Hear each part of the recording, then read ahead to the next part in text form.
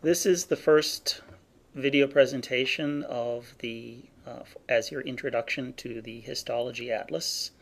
The purpose of this video is to guide you through what we would like to have you learn as you look at the histological images which complement the material that is in your course book and that we have discussed in lecture. So the goals for the cell biology lab are for you to learn how to recognize image magnifications. And by that I mean low magnification, medium or intermediate magnification, and high magnification of both light and electron micrographs.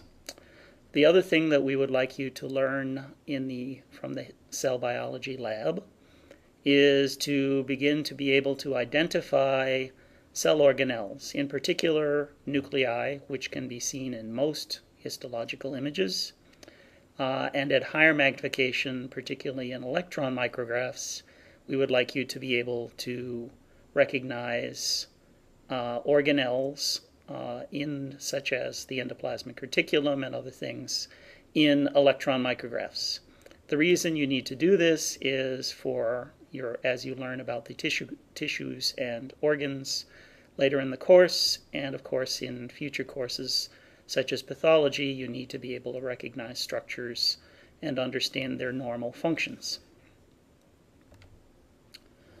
The first image is a low magnification image.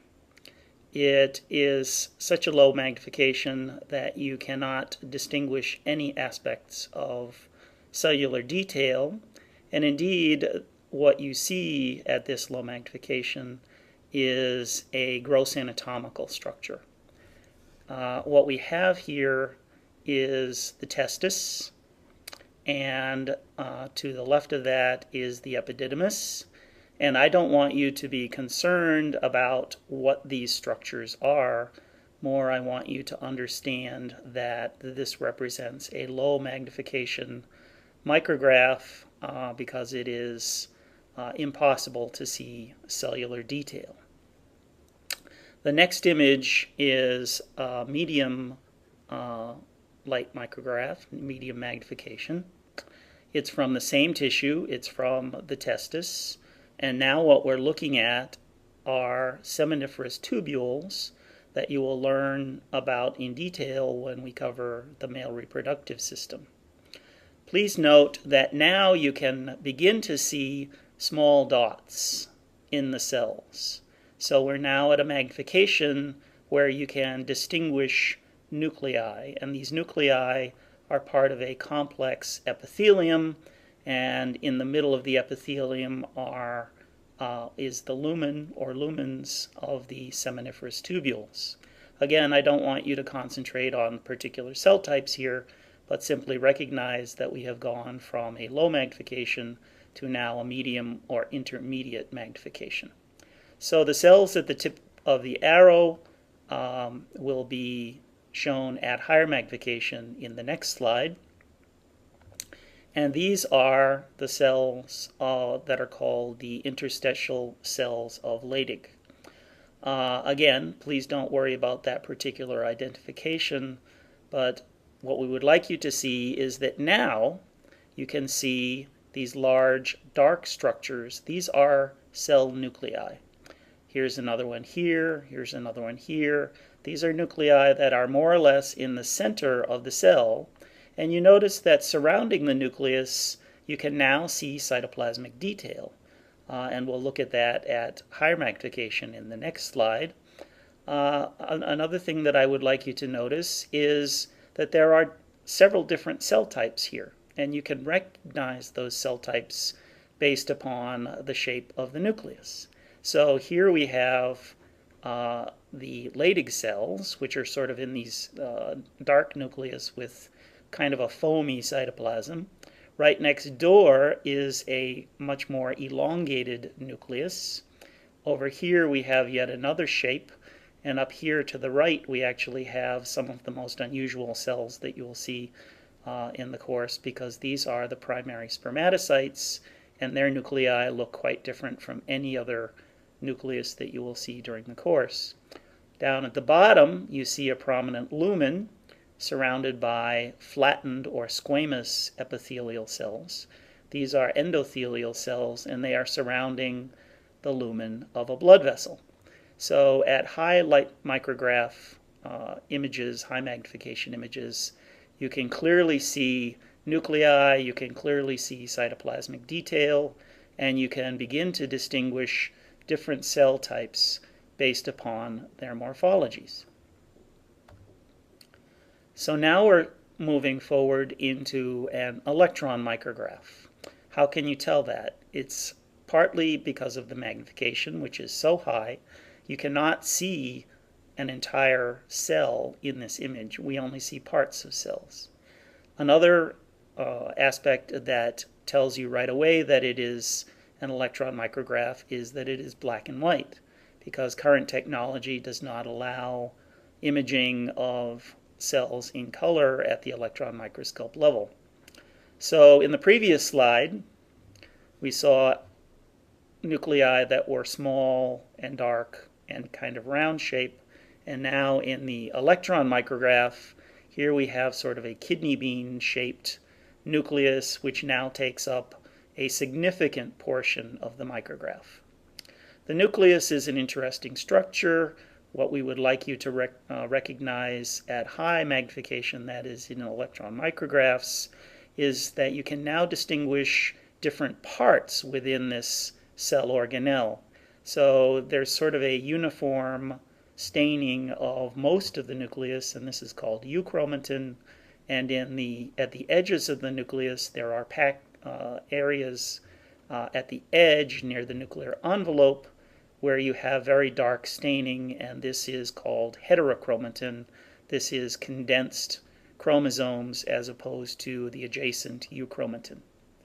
Outside of the nucleus, we can now see cell organelles. So one of the most prominent that you can see are the mitochondria. So this is a mitochondria, that's a mitochondria, that's a mitochondria, that's a mitochondria, etc.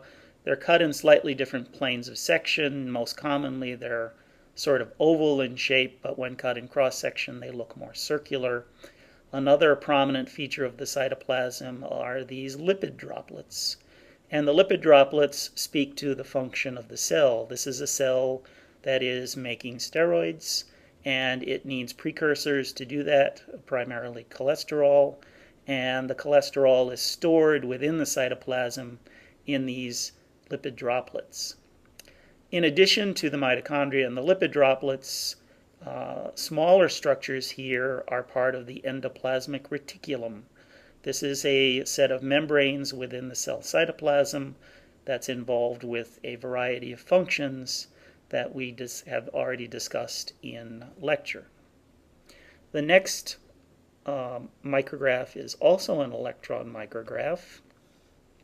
Now at higher magnification, at the lower left you can see just a portion of the nucleus, and here you can start to distinguish the double membrane of the nuclear envelope.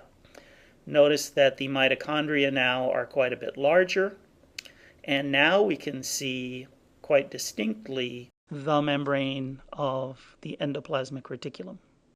And as we discussed in lecture, there are two types of endoplasmic reticulum that have differing functions. One is the smooth endoplasmic reticulum, which is shown here and labeled, and up in the upper left-hand corner there is the rough endoplasmic reticulum, which is involved in protein synthesis, and ribosomes are attached to the membranes up here. Another organelle that you need to be aware of is in the next slide, and that's called the Golgi complex or Golgi apparatus. And this is a stack of membranes, and they're often appear somewhat cup-shaped. They look like tea saucers stacked one upon the other, and they're involved in post-translational modification of proteins that come out of the rough endoplasmic reticulum. And what they do is process the proteins and other structures, molecules that come out of the rough ER, and they package them into vesicles. And all of these darkly staining structures are vesicles that are coming off of the Golgi apparatus, and these are vesicles that may be used within the cytoplasm, for example, as lysosomes, or they may be stored in the cytoplasm for subsequent release outside of the cell. If we look at the top of the micrograph, we see a completely euchromatic nucleus with its nuclear envelope around the edges, and adjacent to the nucleus, which is often true in many cell types, there is rough endoplasmic reticulum. Note that the diameters of the ER vary quite a bit, but they have this uniform small dots along them, and those are ribosomes, which are making protein to insert into the lumen of the ER. And other organelles that you need to be aware of are shown in the next electron micrograph, which is a fairly high magnification electron micrograph. Right away, your eyes are probably drawn to these structures, which are fairly complex. These are mitochondria. The distinct thing about mitochondria is that they actually have two membranes, one on the outside and one on the inside, and these finger-like structures are called cristae. And there's also a sort of uniform matrix material that is in between the cristae. These are the organelles that produce ATP, and you will learn all about the process, molecular mechanisms by which ATP is generated in biochemistry in the second block. Here again is a portion of a Golgi complex or Golgi apparatus, these stacks of membranes. And what I'd like to point out here are some of these vesicles. The vesicles here have a uniform appearance, and others, such as the one right here, have variation within their contents. So here's a dark spot within a more uniform staining vesicle. Same is true here. Over here we have a vesicle that seems to be filled up entirely. These structures are lysosomes. These are the trash baskets of the cell. These are where you send proteins and even organelles to be degraded and recycled to be used by the cell. So the way that you distinguish primary lysosomes from secondary lysosomes is that primary lysosomes are uniform in the appearance of their contents, whereas secondary lysosomes, because they're breaking things down, such as proteins or organelles, have a non-uniform appearance of their structures. So now we'll go back down to, or decrease magnification.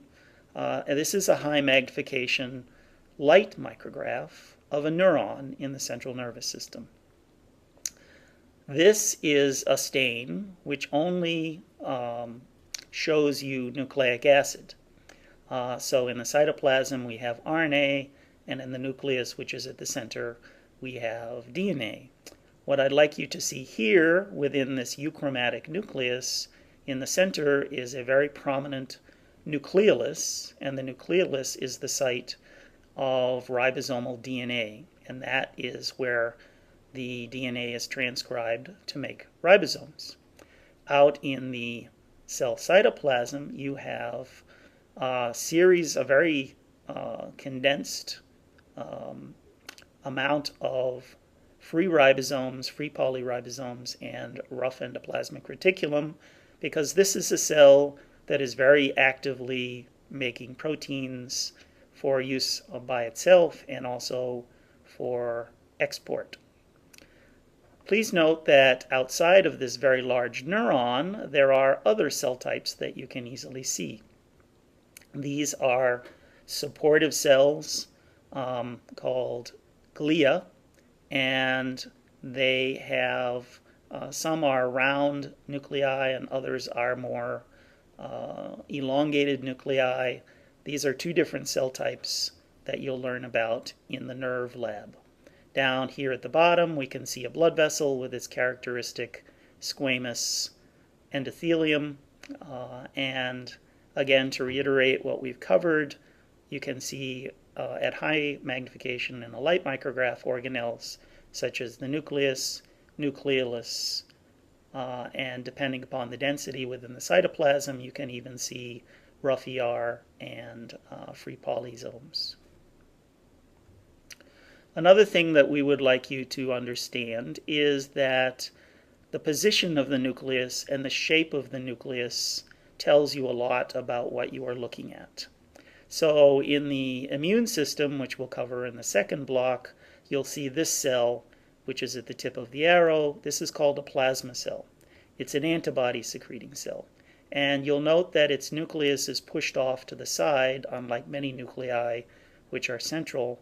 And basically the cell has pushed the nucleus off the side so it can fill up its cytoplasm with rough ER for the purpose of secretion of antibodies.